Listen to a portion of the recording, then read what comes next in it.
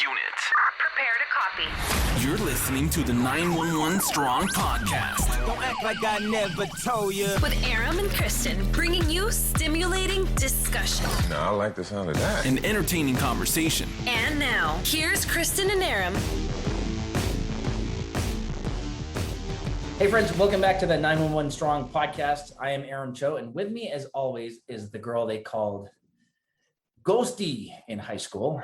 She grew up in the ghetto of Claremont, California, where she was the only gangster there. She thought she was. She was going through an identity crisis. But today we have our friend Matt Jones with us. Matt is the chief deputy of Pinal County, Arizona. And he does a remarkable job out there on social media. On social media, you can find him as Deputy One Time on Instagram. And we're going to talk about how he got that name and how he got his position. He has a real interesting story about how he became chief deputy. Can't wait to hear it. Yeah. What's up, Matt? Hey, what's going on, guys? And Matt Jones is actually my undercover name. My real name's Matt Thomas. Oh my gosh. It's all good, dude. That's all right. I like it when you call out Aram. Just We're gonna do it. Continue to do it. Start over. It even Hey, says it's all Matt good, Thomas. man, because I used to hang out with Mike Jones. So hey. What an idiot I am. It's okay. He really hasn't had his entire glass of strong All right. coffee yet. Yeah. Yeah, you need to slam a monster, bro. Get up. Something. I apologize, Bob, but that happens. It's all good, Mr. Chewy.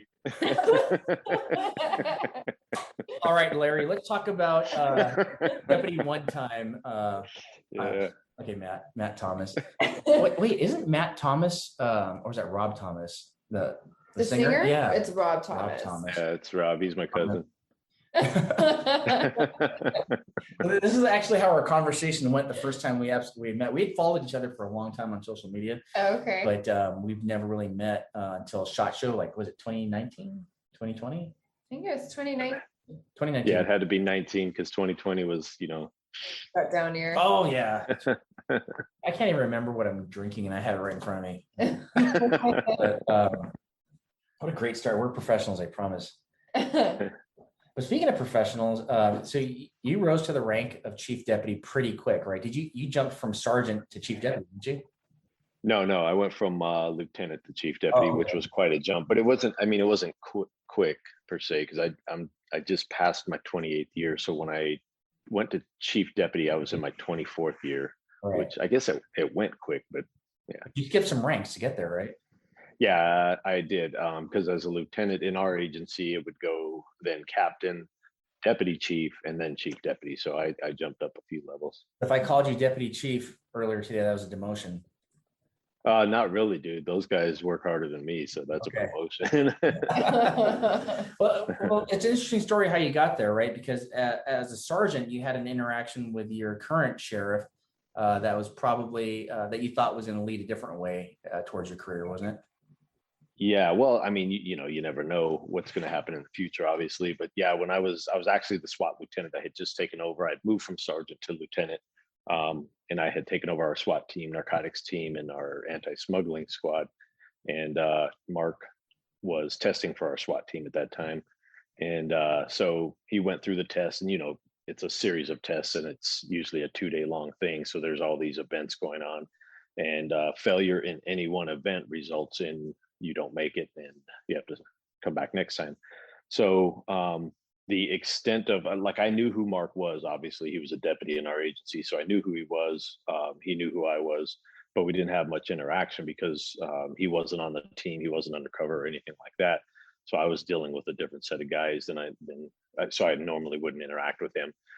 So he tests and he fails one portion. So I basically pull him in, and this would be anybody. He fails, I pull him into the room, and I said, "Hey, man, this is what happened. You failed," and he knew where he had messed up. And I said, "You're welcome to come back next time and try again." And that was about it, right? And lo and behold, several years later, Mark Lamb is running for sheriff, and I'm the guy that didn't put him on the SWAT team. So yeah, and he approached me after he won the primary and asked if I would interview for the position, if I'd be interested in interviewing for the position, and then the rest is kind of history. That's Wow. awesome. And that's an amazing testimony to the kind of leader Sheriff Lamb is. He's a realist, it seems like. I mean, I think when people get to that position, especially since it's an elected position, there's some Right. popularity involved. It kind of gets to their ego. But for him, it seems like he's pretty well grounded.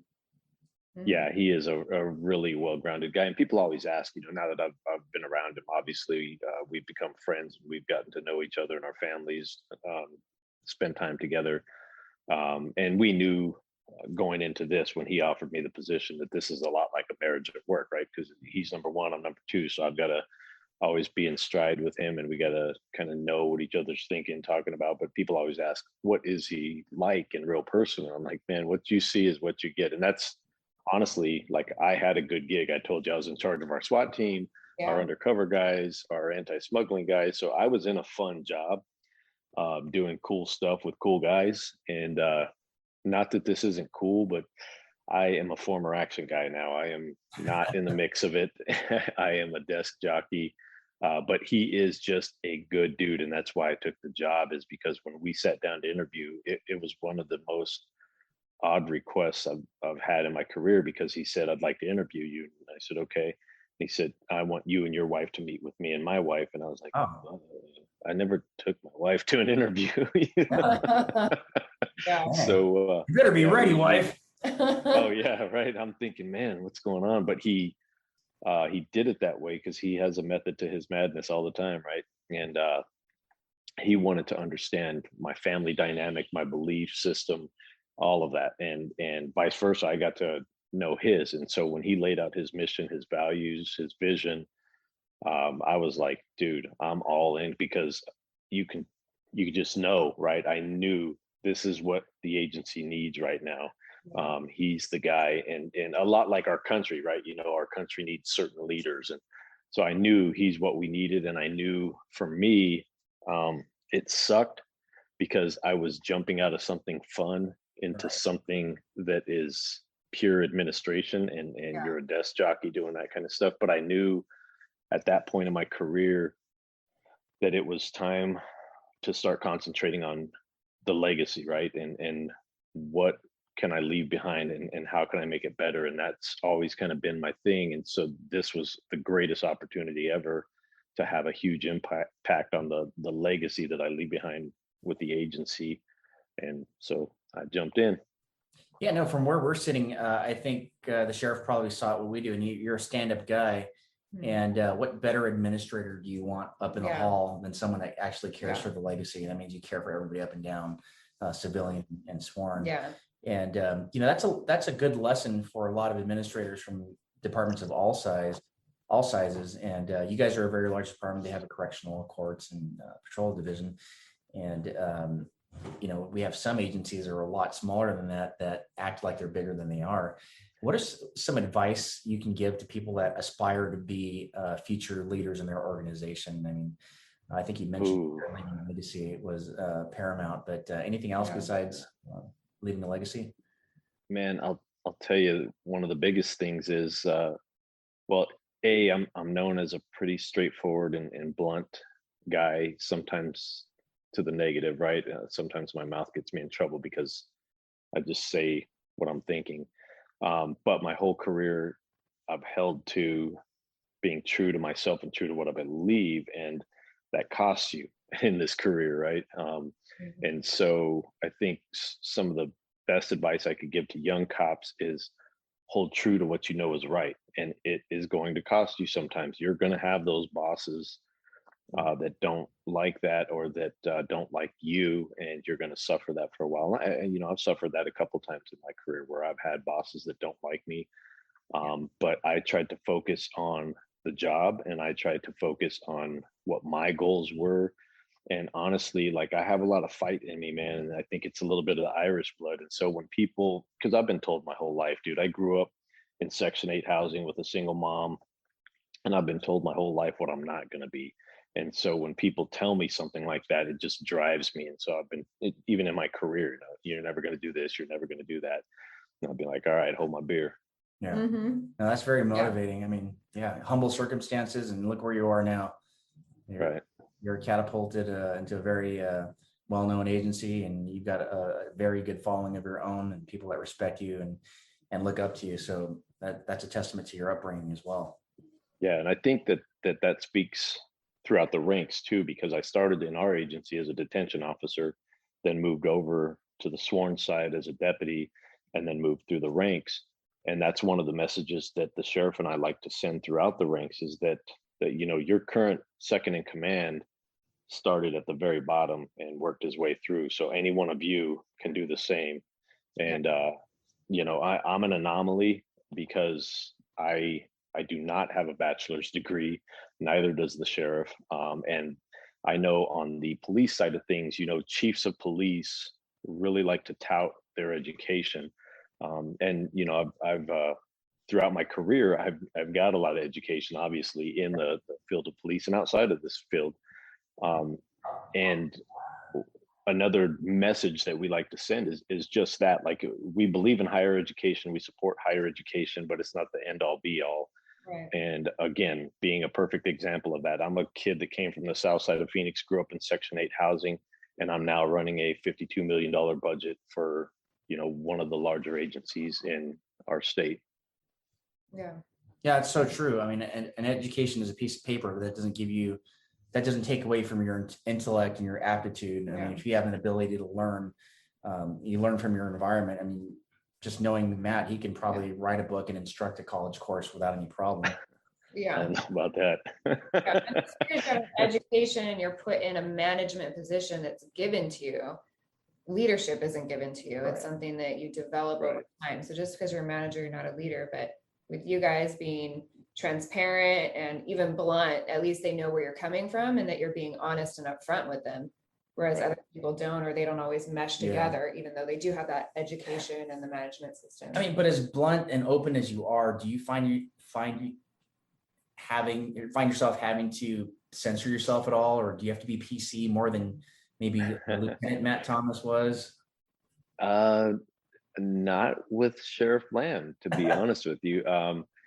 I have in the past. I've been kind of pigeonholed sometimes in my career because of my bluntness and my openness, and sometimes I cuss, and that gets me in trouble too.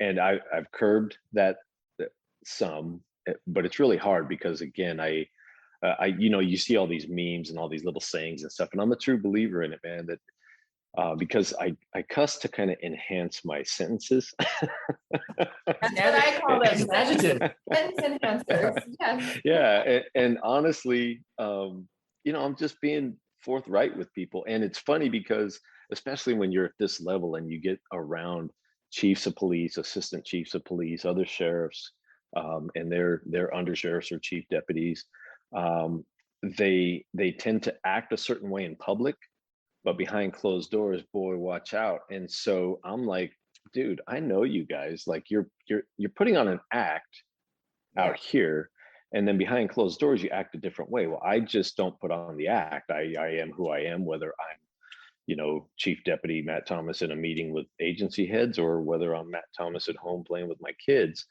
And I just don't have the time to try and have this facade of, I'm something special over here and just a regular dude over here. And that's one of the things the sheriff and I tout is like, we're just regular dudes. We like to have fun. We love America. We love our family. We love our agency, our county. And we just like to have fun at the job. And I think that translates through to people because people are tired of the facade, to be honest. I think people can see right through the crap, and if you're genuine, you'll win more hearts that way. Yeah, being authentic is a lot better. Yeah. Better. Yeah. But you are Matt Thomas when you're at work, but everybody knows off duty you're Matt Jones. So right. That's right. I mean, I don't know if you ever saw yourself continue to climb. Obviously, making it to lieutenant's a huge accomplishment, and it takes some foresight to get there and a lot of preparation. At my stage in my career, that would be the next level for me is to make lieutenant, and I can't see past that. Did you always kind of think you were going to become one of the top guys at the agency, or did you ever plan for that? No, I did not. I did not plan for that. Did not see it coming. And lieutenant was one of those ranks that I didn't even know if I would achieve, right? Because I had a good time at sergeant. I was a 10-year sergeant. before I promoted up to lieutenant. And as you know, Aaron, the sergeant is the spot, man. I mean, you're still in it, but you're getting a little bit of that, managerial experience, and you're touching admin a little bit, and they truly are the backbone, man. They hold it all together. Touch admin, Matt. Stop right. A lot of rumors, but I do not touch admin. We'll discuss that later. Sorry, go ahead. No, you're fine. You're fine. Yeah. So yeah, so when I was at sergeant level, then honestly, what drove me is I looked around and I'm like, I'm not working for that idiot, or that idiot. So I said, I've got to stay ahead of the idiots and at least maintain the same rank of some of them, so I can hold it down for the guys that I care about. And so when I went to lieutenant, that was a tough transition because you do go a lot more administrative than operational. But I promoted into the SWAT lieutenant position. So it was kind of a cool administrative position because I had all the high speed guys and gals with narcs, SWAT, and smuggling. So it wasn't too bad of a transition. And I honestly never saw myself above captain. I had my eyes on captain because I thought, okay, if I can get to that level, I'll have a lot more influence and I'll be able to affect more things positively. And that's where I thought I would end my career. And then when this came along, and one of my questions to the sheriff was, at the time when he was the sheriff elect, I said, dude, like, how did you pick me? Because you and I don't know each other. Like we weren't really friends or anything. Yeah. And he said, everywhere I go, your name comes up, whether it's other agencies, whether it's internal, your name keeps popping up. And so that's I wanted to point to that because that's another piece of advice that I would give young cops. And I do when I teach undercover for our local HIDA initiative. And when I talk to them, I tell them it's all about networking, man. And that's what I've done a lot of in my career because I'm not a smart guy, but I know a lot of people and somebody will have an answer, right? And so getting to know those people over the years and being a collaborative kind of guy, like I loved working with outside agencies. I loved sharing information. I loved putting bad guys in jail. And I would always like draw in if there was something going on, an operation that we needed to do, especially undercover. It happened a lot where I was looking at a problem as a sergeant or a lieutenant. I would be like, man, we've never dealt with this before. And so I would just cold call, reach out to some of the bigger agencies, be like, hey man, we need help. Like, I don't know how to do this. And it's something we want to get done. And they would drop everything and help us. And then you would make, a bunch of new friends. And so I did that throughout my career, and it paid dividends at the end because again, when the sheriff is going around looking for who's somebody that I can rely on, trust, whatever to take this position, that's really how I was up for the spot. Yeah, that's incredible. I mean, if I was in your shoes and I was the guy in charge of SWAT and I ended up telling the future sheriff he didn't make it, I would have thought that meeting would have been a totally different subject. Right. I'm off the SWAT team now. You have bad judgment, obviously. I'm the sheriff, and I could have been. Well, there are some people that are vindictive like that too. No, yeah. I mean, on the side, when I talk to Matt, I tell him, I fantasize, hey, maybe I should just move over there and lateral over and work maybe my way up. It has to be an acceptance of 3. I'll have to take him, me, and my husband, and then we'll go over there. Do you keep up with the news with what's happening in California and how it's affecting law enforcement? A little bit, but honestly, dude, over the last probably 4 months, I've almost completely disconnected from the national narrative. I mean, obviously I see stuff pop up here and there, but I try not to watch. I'll watch our local news for like weather and stuff. And California, and here in Arizona, dude, the only thing we know about California is we're trying to stop the refugees from coming here. Yeah. But no, I know there's I have a buddy up in Washington, so I'm kind of more connected to that because he'll tell me some of the crazy stuff going on up there, but not so much in Cali, no. Yeah, it's probably a conversation for another day, but I'll fill you in. It's not fun to be a cop in California right now, especially LA County. It's it's a little bit like handcuffing police officers at the moment. Oh yeah. Well, and I think that it's not just you guys, obviously. I think it's that whole West Coast coastline. You've got Yeah. Oregon, Washington, Cali. Yeah. You're all suffering kind of the same Yeah, stuff, the and salt water it's must be horrible. or something. I don't know what it is. So, Yeah, so I mean, yeah. what's policing like in Arizona right now? Is it regional? Do you think all of Arizona as a whole is on the same page, or do you think Southern Arizona is different than Northern Arizona? We have pockets of weirdness. Like Tucson is an anomaly. It's a weird place down there because it's strong with a liberal influence. And so they have a lot of the, defund the police and all the crap going on around the nation right now. They have pockets of that down there, but so it's regional. I wouldn't even say it's regional. Really, you have the two population pockets of Phoenix Metro and Tucson Metro, and those hold the majority of the liberal views that don't like cops, right? Everywhere else in the state is, and I don't even like calling it conservative and liberal. It's just the rest of the state are people who appreciate cops, appreciate what the country actually is, and the freedoms that we have. Because I have liberal friends that, they like cops too, and they have no issues with us. They're not on this whole defund the police kick, and they just have different political views than me, which is, fine. That's how it's supposed to be.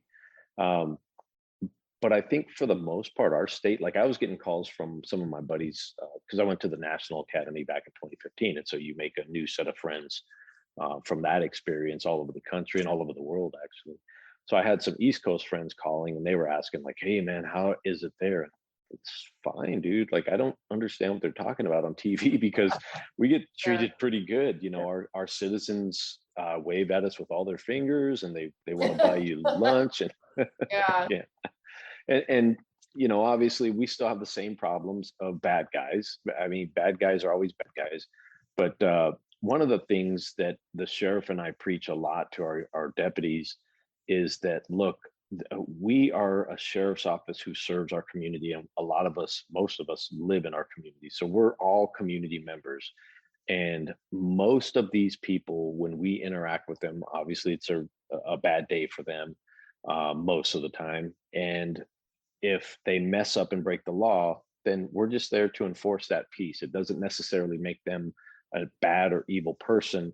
And so we tell them, you should always treat everybody as if that's your family member, because at any time it could be, because we're all in the community together. Yeah. And then there are those true bad guys. And as a sheriff's office, we also expect, because we have a reputation, and we like that reputation. We like that bad guys fear us, because they should. And so we instill that in our people too, that if it is a truly bad person doing bad things, you handle business and you don't worry about what the media is going to say and all that shit. We'll take care of that. Yeah, it's incredible. Before I knew you and I knew about Pinal County, the other well-known county in Arizona was Maricopa. There was another outspoken sheriff there, Jauregui. And I think he tried to do the same thing. He instilled, this is our town. We're still law enforcement. We're still going to do the job. If you break the law, beware. And I think the first time I heard of Pinal County was that on that show, 60 Days In. I think your facility was in there, your custody facility. Yes. Did you have any involvement in that? Did you? Yeah. I was on there with the sheriff and our jail chief, and that was a funny story because that kind of spun out of live PD. So in my previous life as a lieutenant, the immigration, the border stuff has always been a big subject matter in our county, because we're very unique where we sit. And we're the only county in the country that gets tier 1 funding from Border Patrol through Stone Garden, even though we're not a tier 1 county. We're one county off the border. So any county on the border is tier 1. Next county up, you're a tier 2. So we're a tier 2 county, but we get funded as a tier 1 because of how much of a problem we have. And that is because we have open desert from the southwest corner of our county all the way down to the line, which is mostly Indian reservation in between us and Mexico. So it makes us unique. So out of that, when I was a SWAT lieutenant and smuggling and all that stuff, I was in charge of our fight against the cartel down in the desert. And so, and it's a hell of a fight down there. And so we had a lot of big operations and a lot of media attention back then. And we're talking probably the 09, 10, 11 era, and maybe a little bit of 12, but a lot of media attention. And so I made a lot of media contacts. And I don't know if you remember Sheriff John Bonnell, the world's craziest police chases guy. Yeah. So Sheriff John Bonnell came down, and they were pitching this show. And so he came, and I was told, hey, he's going to be riding with you guys out there doing your thing. So they rode with us, filmed us doing some stuff, and he and I became friends. And out of that, when I took this position in 2017, Sheriff Lamb takes office. And so now I'm the chief deputy. John reaches out to me, and he's like, Matt, there's this new show. And that's John's voice, by the way. And I want you guys to be a part of it. And I'm like, John, we don't have time right now, dude. We just took over an administration. We're $3.2 million deficit in our budget, and I've got to work on things. So, call me later. So I tell him, just call me later in the year once everything settles down. So I think it was about September, maybe October, that I'm back in touch about the live PD thing, right? And so he says, I'm going to put you in touch with the producers. I get in touch with them. Long story shortened, we end up on live PD out of the whole thing.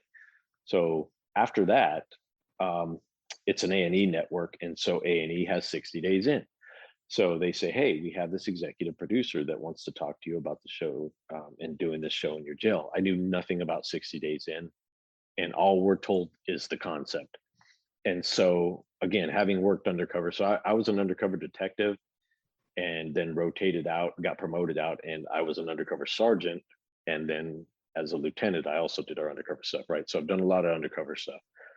And we're told to meet this dude, this executive producer, at this local hotel. And so we meet this guy in the lobby, and he's basically going to sit down, pitch the show, and kind of show us the contestants, or whatever participants, I guess they call them, and see what we think. And so we meet in this hotel lobby, and then we go up to this suite. And I'm like, dude, this feels a lot like a dope deal. Like, what exactly is going on? And he's like, no, we're going to show you all this stuff. So he pitches this show, and he's like, all right, so we're going to get these people, we're going to put them in your jail voluntarily, and they're going to live there. And if they can make it 60 days. And I'm like, dude, nobody's going to watch that shit. And he says, well, this is season 5. And I was like, oh, okay. So I guess people do watch that. So Mark and I kind of talk about it, and we had the feeling at the time that our detention officers get zero love, right? And so like if you look at live PD cops, everything's about the street cops, but our detention staff, dude, they have an impossible job, and they never get highlighted. So we were like, this would be great that we'll be able to highlight our detention staff and the job that they do, and give people an insight into what goes on behind the walls, right? And so that was kind of the premise, and we figured we'll jump into it having that in mind. And to our surprise, we asked for a lot of editing rights, because we told them we will not stand for the show making our people look bad or painting them in a bad light. And so we maintained good editing rights throughout to make sure that they didn't try and spin anything in a bad way to make our people look dumb or like they don't know what they're doing. And so what you saw on that show is what you got. And I know that there's some, we know that some of our officers acted in ways that people didn't agree with. But what we were trying to show is like, look, these are real human beings, and everybody has bad days, and you're really, as a DO, you're living with all these inmates like most of your life. And so it's a tough job, man. And we wanted to show that, and hopefully it came through. And then we gleaned a bunch of good intel out of it too from our participants. That's awesome. Yeah, I can imagine. And we do a little in our jails. We do a little undercover things. But having worked custody, I worked Men's Central Jail for 5 years in LA, and that's notorious for having We had BIG. Yeah. We had OJ. We had all these notorious figures, and I pretty much lived there working. You worked a ton of overtime in the jails, I'm sure, as well. But I couldn't imagine physically inserting myself in there. No, I got pitched to be on that show. Really? I did. And I said, no, probably get my butt beat if I was going in there. Yeah. And I can't leave Well, yeah, my kids would beat my butt if I did that Yeah, too. that's a long time. I mean, I know that is. overnight, Yeah. and that would be enough for a show, but 60 days in is, Yeah, no. Yeah. Plus Yeah, we had some. Yeah, our season was season 5, and we had some interesting characters. And I was the same way. I'm like, what are these people thinking? Like, why would they do? But then when you start seeing when you're watching them pitch for their cast, right, and that they want to be part of the cast, a lot of them think that they are like, this is their Hollywood break, right? all right. Oh, That they're gonna be on this show, and then all of a sudden they're gonna be an actor, or that's kind of what I felt like.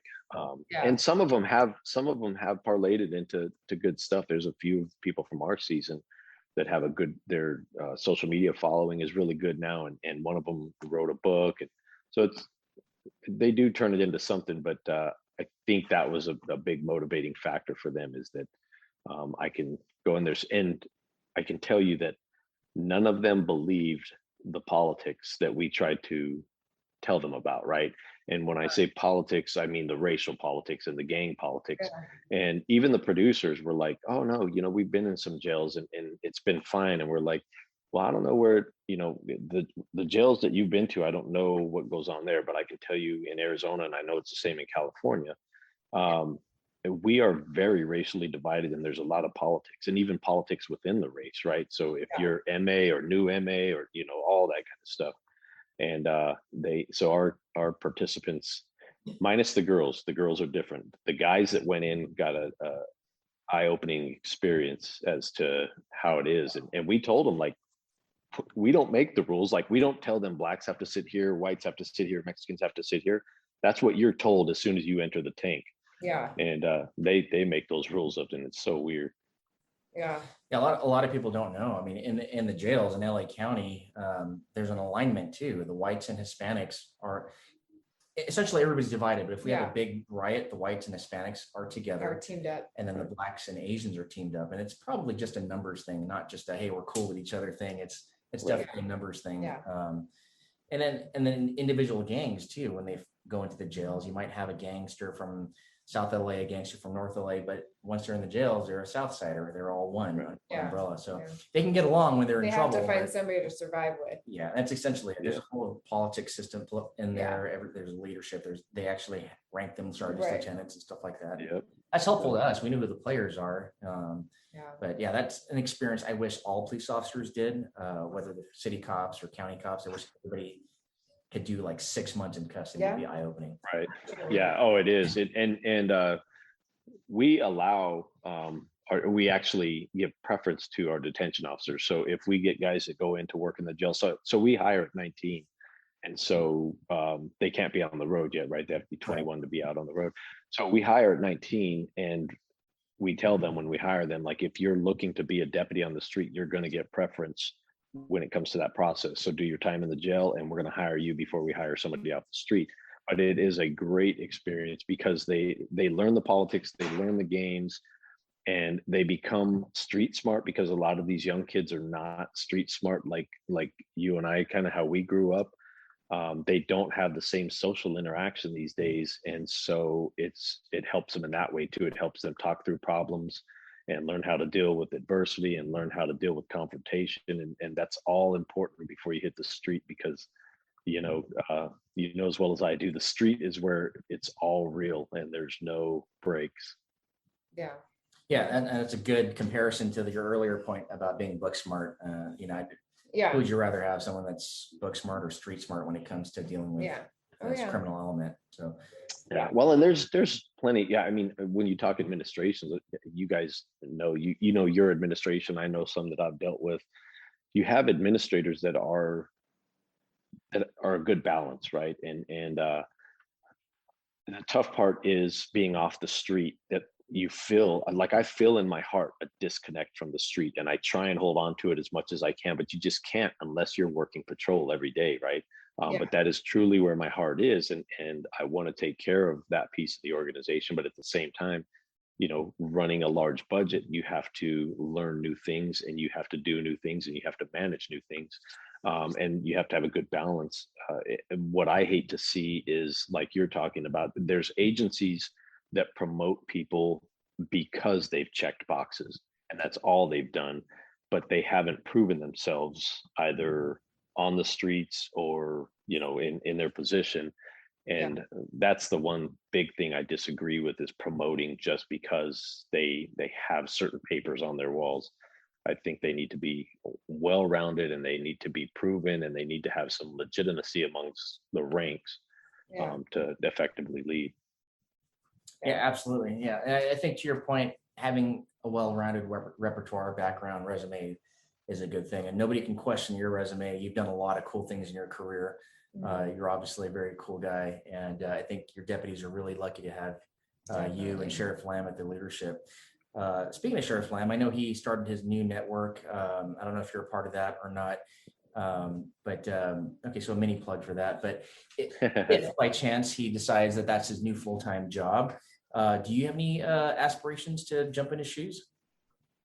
I have zero aspirations to jump in his shoes.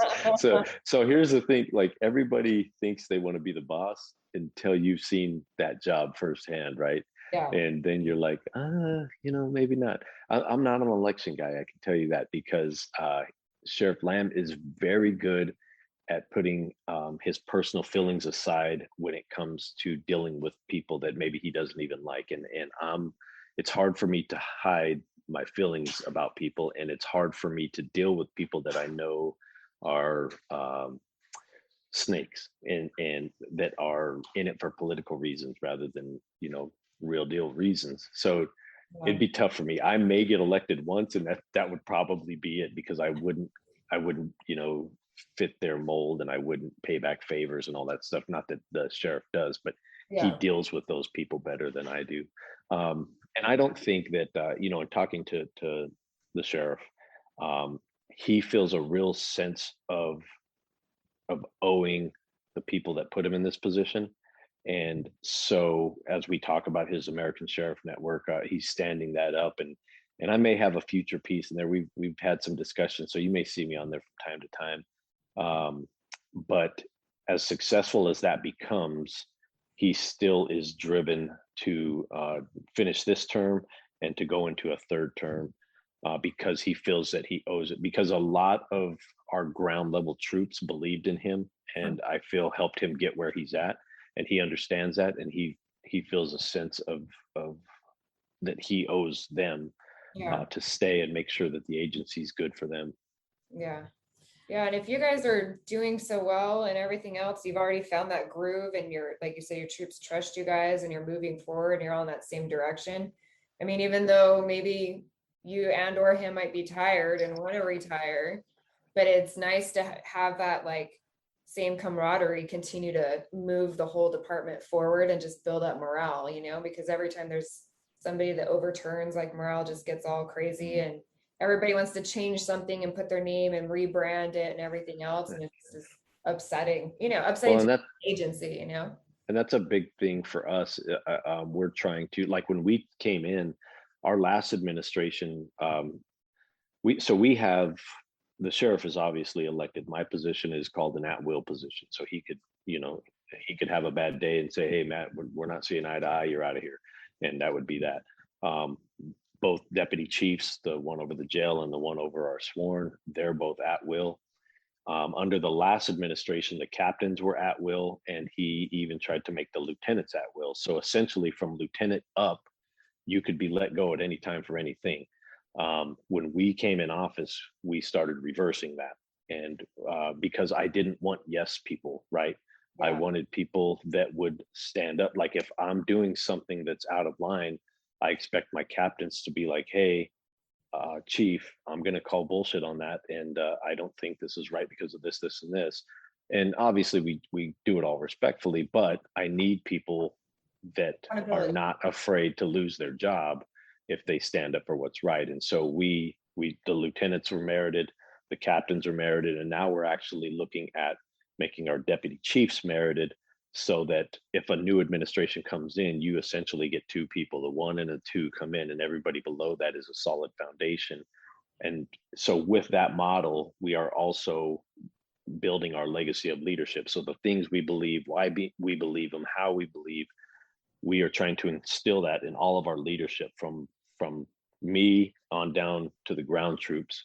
And it's not about them following like my style or what I want. It's about following a good leadership model, and we want them to be focused on what's best for the agency and how they treat people, and how they move into positions and run those positions. And so we set up a clear path for people to advance that understand and are in line with what we're trying to do. And hopefully that'll solve that problem of the ebb and flow, and it'll just, you're always going to have little hiccups, but Yeah, that'd be good.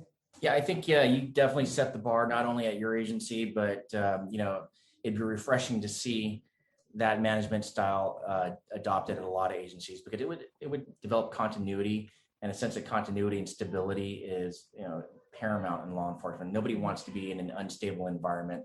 New city councils, new county supervisors, new sheriff.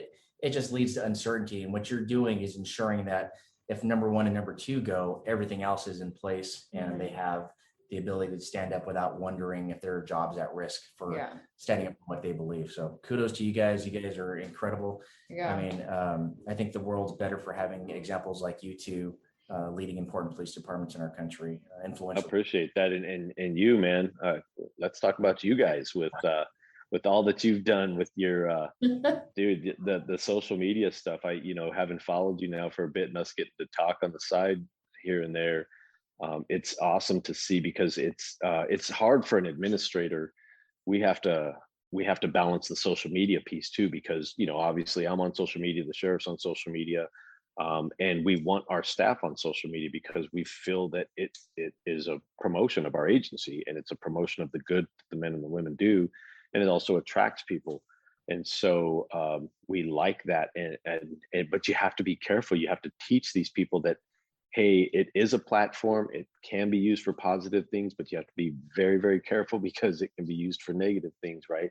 And Aram, what you've done is outstanding, man, because you're a very positive voice for the industry, and it's good to see, because you have influence throughout the country, just with your social media platform. And I mean, I know guys everywhere that know who, a lot of guys, it's weird that when they call you, you probably feel the same. They're like, hey, Deputy one time, I'm like, dude, I'm Matt. And I'm not. And so you're probably the same. You're not like, hey, 911 strong.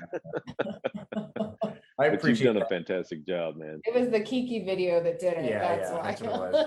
But thank you. It means a lot coming from a guy like you. And I think you and I are both kind of pioneers, or one of the early pioneers in this, where a lot of cops got popular for being extreme or overt, and here we are trying. I did a lot of those silly things too. But it's 2020 now. I think I tried to kind of make the transition a couple of years ago when the world's view changed on police, and it's like, hey. The time for jokes passed. Now it's like, hey, we need to change our image up a little bit. And I'm glad that there's positive influences like you out there. And the fact that we're all encouraging with each other is great, because I can tell you there's a lot of haters out there as well. Oh, dude, our industry is one of the worst. We're like crabs in a bucket, man. Yeah. All right. Well, we're running out of time for this show, but I think we have a lot more to talk about. So if it's okay with you, we'd love to have you back on sometime. I'd love to jump back on, man. It's always a blast to talk to you guys. I just like talking to other cops around the country too. It's just fun to interact. And we only met that far away. The three of us actually met in SHOT Show a couple years ago, right. And that visit was too short. I felt like we should have gone out to dinner or something, after our appointments and whatnot. But I had a blast. But we'll save that for another day. And for those of you that want to follow Matt, you can follow him at Deputy One Time on Instagram. Are you on any other platform, or is it Twitter? Or? I am, but I pretty much just I hang out on Instagram most of the time. That's where I don't have time for all that other stuff. You're much too busy making changes for the better agency. All right, Matt, it was a pleasure having you, and we look forward to having you again. Thanks for joining us, and we'll catch you guys next time. Thanks for coming. All right, bye-bye. Yeah, bye-bye. You've been listening to the 911 Strong podcast with Aram and Kristen. If you like this episode, please check out our other episodes, and don't forget to tell your friends. Find us on Instagram and smash that follow button. Thanks again for listening and for your loyal support. See you next time.